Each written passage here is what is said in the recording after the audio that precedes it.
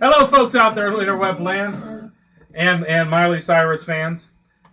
Today we're going to be talking about juggling balls, and we have brought with us today an assortment of the juggling balls that we use within our brigade.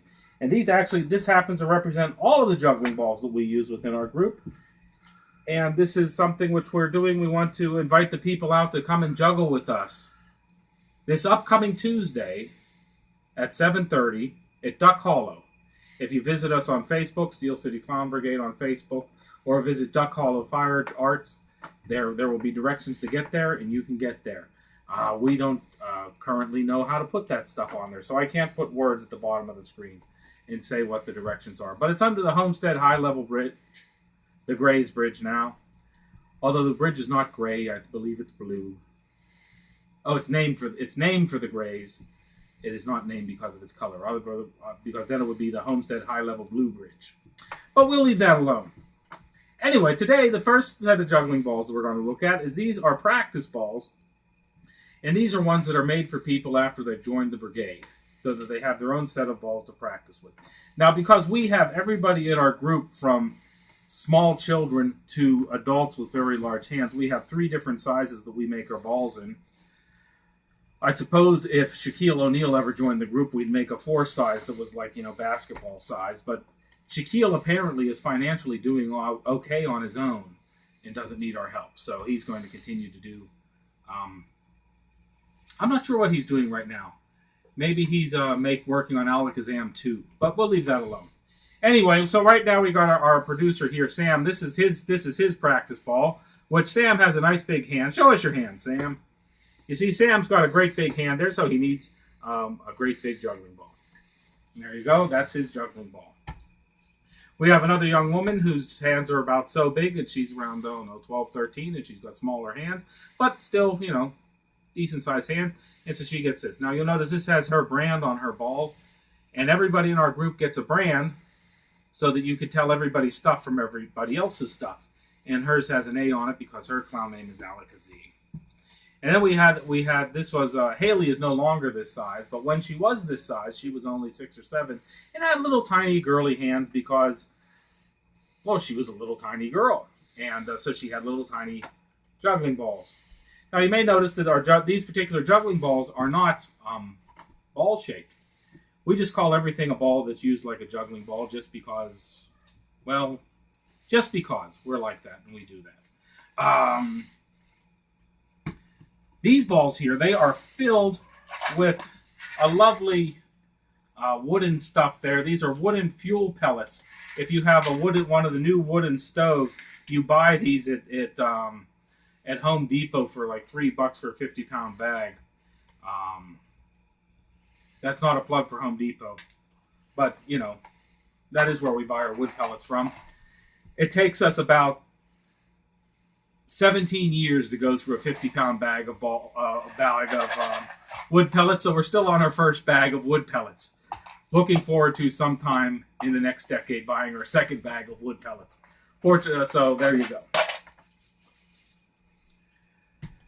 The next kind of ball that we use is these little guys right here. Now these were made by the Brian Dubé company, or actually they were sold by his company. They've now changed the brand, the kite, but we bought a whole bunch of them, so we have a bunch of them. They're squash balls, and these are bean bags, and they're squishy, and they come in a lot of bright colors.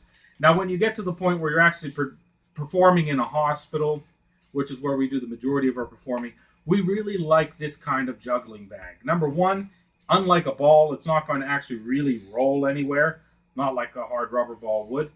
And on top of that, they are made out of a vinyl that has a nice, shiny, impermeable skin on it. So after we've taken these to a hospital, we can disinfect them with alcohol, and we can clean these up nice.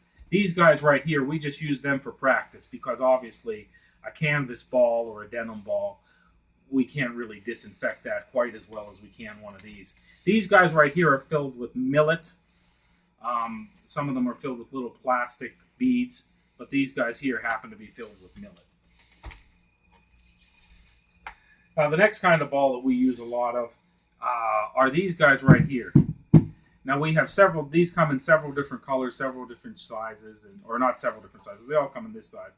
But for practice purposes, when people get into bounce juggling or that sort of thing, we have these hard rubber lacrosse balls. Now these guys bounce like you wouldn't believe. They're like super balls. And so we don't tend to use these in hospitals. They tend to make the hospital staff a wee bit nervous. Granted, we have yet to kill anyone by accidentally smacking their equipment with a juggling ball. But why tempt fate?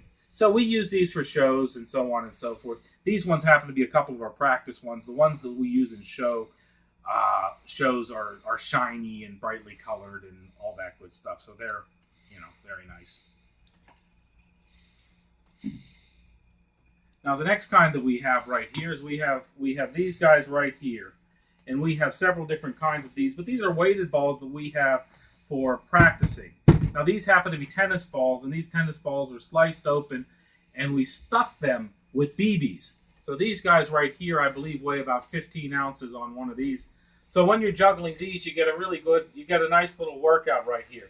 And these happen to be Sam's right here, and these are the ones that he works out with at home.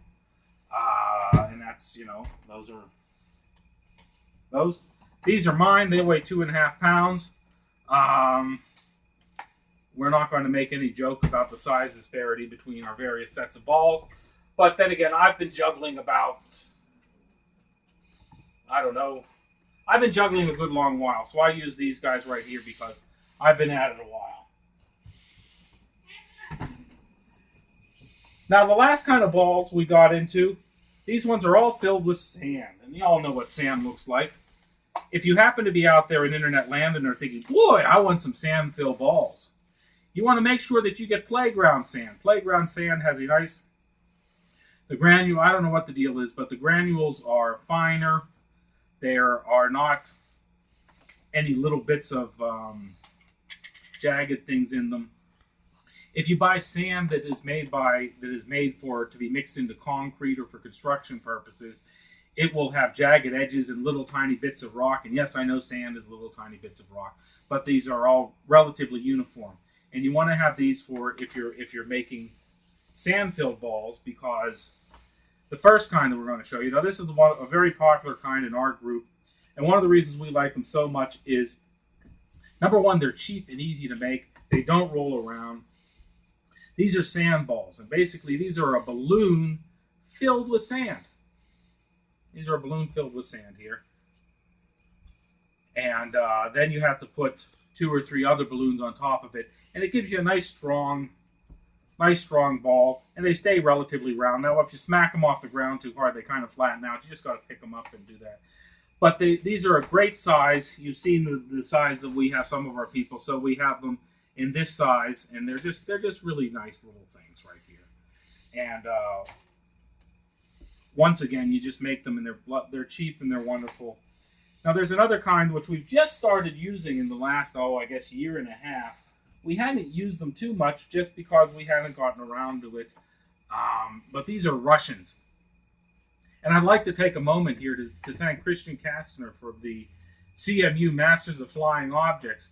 We wanted to make some of these Russians, and we went out and what you do for making a Russian is you get yourself a playground ball.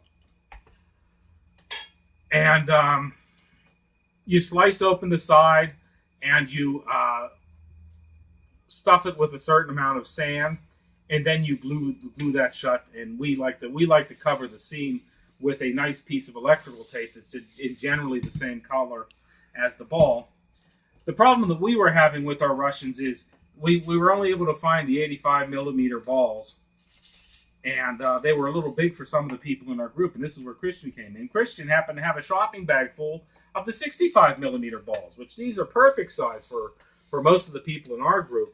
And so that was just great that we could get some of these, and they're just in the perfect size.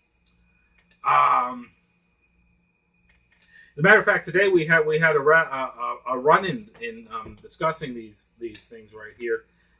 Sam and I were down on the Southside Flats, and he is not convinced of the right. He doesn't like them. He's only used them a couple of times. So we're in line at a fast food restaurant, and we're talking about this, that, the other thing, and we're talking.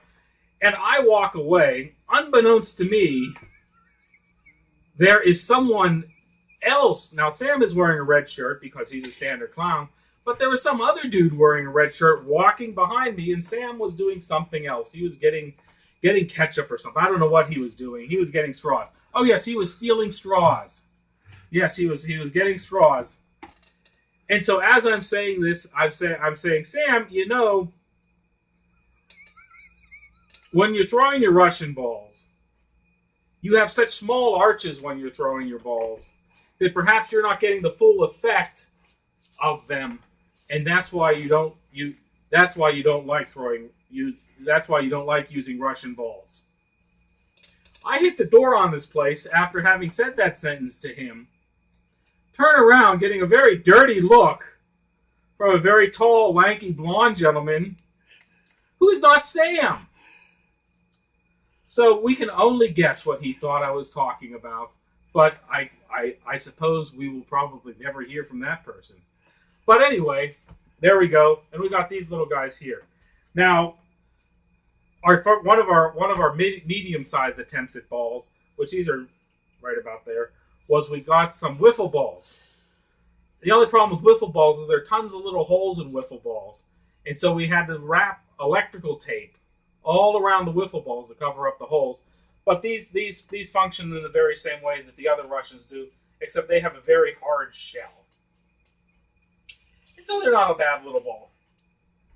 But those are the balls that we use within the Steel City Clown Brigade. I'd like to thank all of you for tuning in and listening to us talk about our balls. Thank you very much. You all have a good evening.